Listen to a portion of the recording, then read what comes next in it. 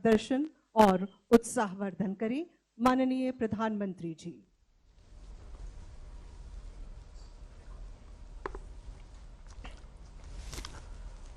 नमस्कार। राजस्थान के गवर्नर श्री कलराज मिश्र जी, राजस्थान के मुख्यमंत्री मेरे मित्र श्रीमान अशोक गहलोत जी, रेल मंत्री श्री अश्विनी वैष्णव जी, राजस्थान सरकार के मंत्रीगण, विधानसभा और विधान परिषद में नेता विपक्ष, मंच पर विराजमान सभी सांसदगण, विधायकगण, अन्य सभी महानुभाव और राजस्थान के मेरे प्यारे भाइयों और बहनों,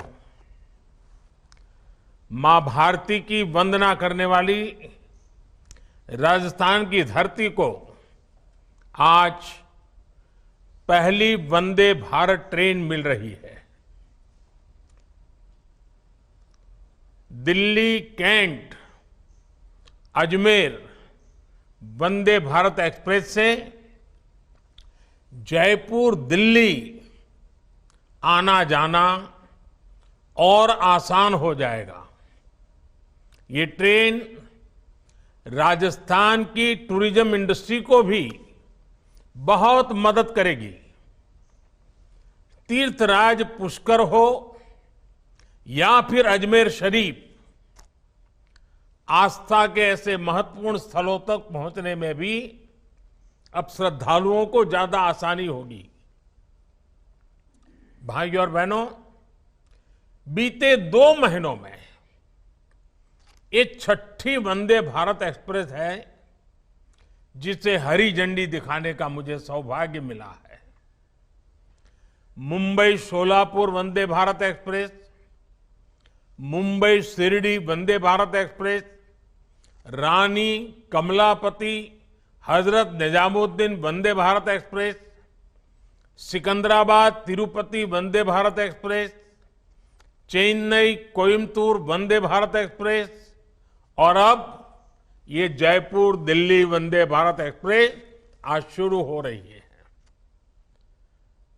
जब से ये आधुनिक ट्रेनें शुरू हुई हैं, तब से करीब करीब 60 लाख लोग इन ट्रेनों में सफर कर चुके हैं। तेज रफ्तार वंदे भारत की सबसे बड़ी विशेषता है कि ये लोगों का समय बचा रही है। और एक स्टडी है कि एक वंदे भारत की यात्रा करने पर लोगों के कुल मिलाकर हर ट्रिप में करीब करीब 2500 घंटे बचते हैं।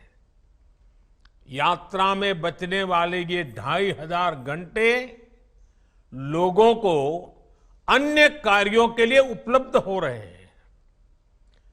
मैन्युफैक्चरिंग कौशल से लेकर सुरक्षा गारंटी तक, तेज रफ्तार से लेकर खूबसूरत डिजाइन तक, वंदे भारत तमाम खूबियों से संपन्न है। इन्हीं सब खूबियों को देखते हुए आज देश भर में वंदे भारत ट्रेन का गौरवगान हो रहा है। वंदे भारत ने एक तरह से कई नई शुरुआत की है। वंदे भारत पहली सेमी हाई स्पीड ट्रेन है जो मेड इन इंडिया है। वंदे भारत पहली ऐसी ट्रेन है जो इतनी कॉम्पैक्ट और एफिशिएंट है। वंदे भारत पहली ट्रेन है जो स्वदेशी सेफ्टी सिस्टम कवच के अनुकूल है। वंदे भारत भारतीय रेलवे के इतिहास की वो पहली ट्रेन है जिसने बिना अतिरिक्त इंजन के सह्याद्री घाट की ऊंचाई चढ़ाई पूरी कर दी। वंदे भारत एक्सप्रेस इंडिया की फर्स्ट, ऑलवेज फर्स्ट की भावना समृद्ध करती है। मुझे खुशी है कि वंदे भारत ट्रेन आज विकास, आधुनिकता, स्थिरता और आत्मनिर्भरता का पर्याय बन चुकी है। आज की वंदे भारत की यात्रा कल हमें विकसित भारत की यात्रा की ओर ले जाएगी। ये राजस्थान के लोगों को वंदे भारत ट्रेन के लिए मैं बहुत बहुत बधाई देता हूं।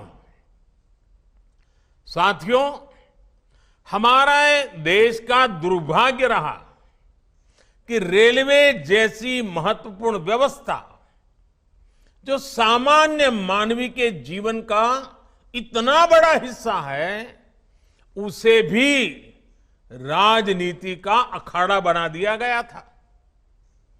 आजादी के बाद भी भारत को एक बड़ा रेलवे नेटवर्क मिला था, लेकिन रेलवे के आधुनिकीकरण पर हमेशा राजनीतिक स्वार्थ हावी रहा।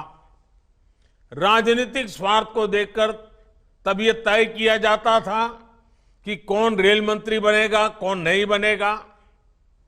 राजनीतिक स्वार्थ ही तय करता था कि कौन सी ट्रेन किस स्टेशन पर चलेगी।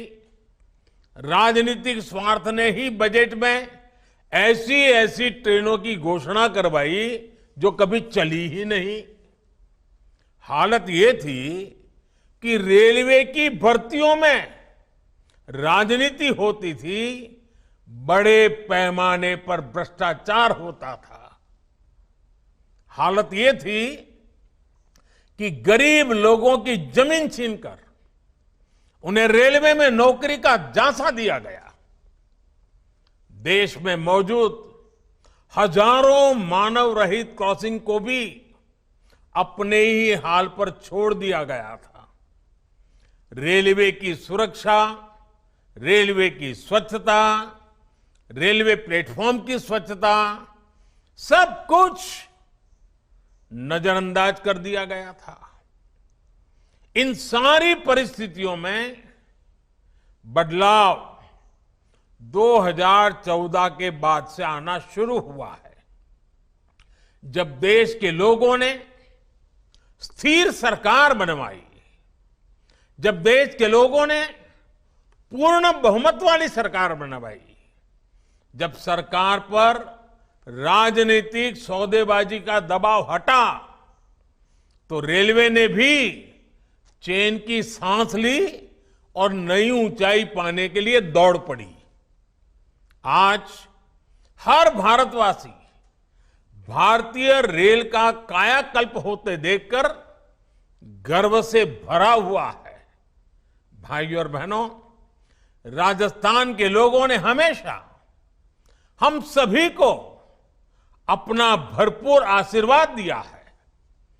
शूरवीरों की इस धरती को आज हमारी सरकार नई संभावनाओं और नए अवसरों की धरती भी बना रही है।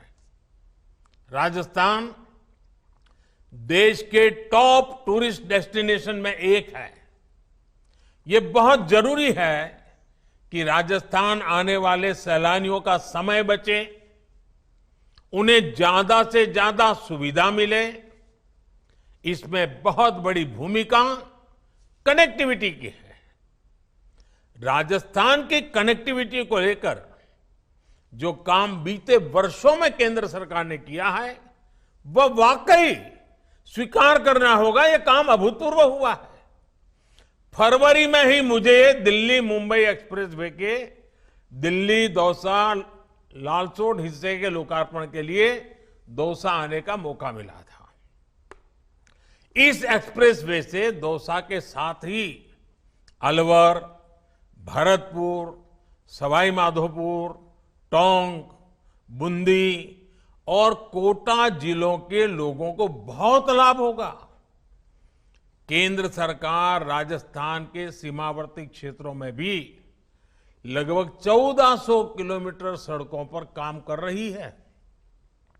अभी करीब 1000 किलोमीटर की सड़कें राजस्थान में और बनाने का प्रस्ताव है। साथियों, हमारी सरकार रोड के साथ ही राजस्थान में रेल कनेक्टिविटी को भी सर्वोच्च प्राथमिकता दे रही है। तारंगा हिल से अंबाजी होते हुए आबू रोड तक नई रेल लाइन के निर्माण पर भी काम शुरू हो चुका है। इस रेल लाइन की मांग 100 साल से भी ज्यादा पुरानी है, जो अब भाजपा सरकार ने ही पूरी की है। उदयपुर से अहमदाबाद के बीच रेल लाइन को भी ब्रॉड गेज में बदलने का काम हम पूरा कर चुके हैं।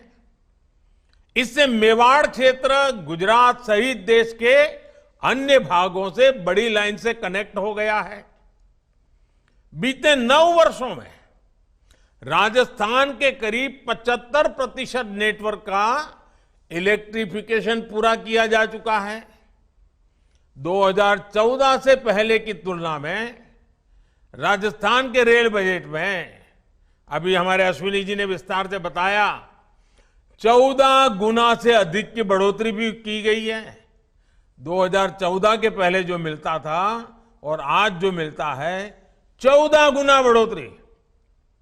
2014 से पहले राजस्थान के लिए औसत रेल बजट का जहां लगभग 700 करोड़ के आसपास था, वहीं इस वर्ष 9,500 करोड़ रुपए से अधिक है। इस दौरान रेल लाइनों को डबल करने की गति भी 2 गुने से अधिक हुई है। रेलवे में गेज परिवर्तन और दोहरीकरण के जो काम बीते वर्षों में हुए हैं, उनका बहुत बड़ा लाभ राजस्थान के जनजातीय क्षेत्रों को हुआ है। डूंगरपुर, उदयपुर, चित्तौड़गढ़, पाली और सिरोही जिलों में रेल सुविधाओं का विस्तार हुआ है। रेलवे लाइनों के साथ साथ राजस्थान के रेलवे स्टेशनों का भी कायाकल्प किया जा रहा है। राजस्थान के दर्जनों स्टेशनों को अमृत भारत स्टेशन योजना के तहत विकसित किया जा रहा है।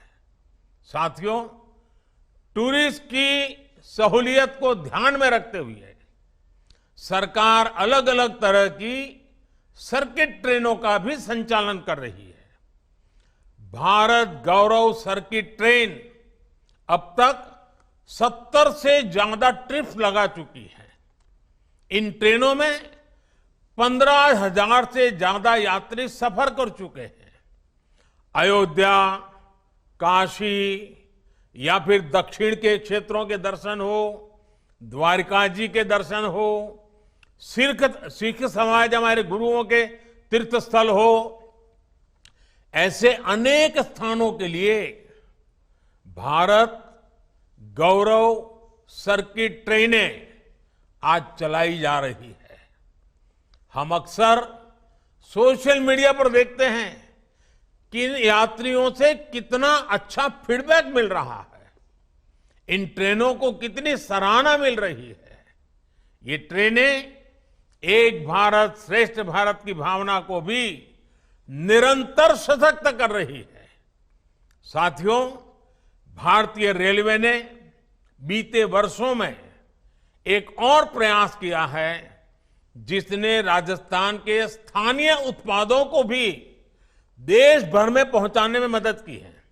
ये है वन स्टेशन वन प्रोडक्ट अभियान। भारतीय रेल ने राजस्थान में लगभग 70 one station one product stall लगाए हैं। इन स्टॉल्स में जयपुरी रजाइयां, सांगानेरी ब्लॉक प्रिंट की चादरें, गुलाब से बने उत्पाद, दूसरे हस्तशिल्प की जमकर बिक्री हो रही है। यानी राजस्थान के छोटे किसानों, कारीगरों, हस्तशिल्पियों को बाजार तक पहुंचने का ये नया माध्यम मिल गया है। ये विकास में सबकी भागीदारी यानी सबका विकास का प्रयास है। जब रेल जैसा कनेक्टिविटी का इंफ्रास्ट्रक्चर सशक्त होता है, तो देश सशक्त होता है। इससे देश के सामान्य नागरिक को लाभ होता है, देश के गरीब और मध्यम वर्ग को लाभ होता है। मुझे विश्वास है कि आधुनिक वंदे भारत ट्रेन राजस्थान के विकास को गति देने में अहम भूमिका निभाएगी। और मुझे गहलोत जी का विशेष रूप से मैं आभार व्यक्त करता हूं कि इन दिनों वो राजनीतिक आपाधापी में उनका अनेक संकटों से वो गुजर रहे हैं, उसके बावजूद भी विकास के काम के लिए समय निकाल करके आए, रेलवे कार्यक्रम में हिस्सा लिया। ये मैं उनका स्वागत भी करता हूं, अभिनंदन भी करता हूं। और मैं गहलोत जी को कहना चाहता हूं, गहलोत जी आपके तो दो दो हाथ में लड्डू है। आपके रेल मंत्री राजस्थान के हैं और रेलवे बोर्ड के चेयरमैन भी राजस्थान के हैं, तो आपको तो दो दो हाथ में लड्डू है।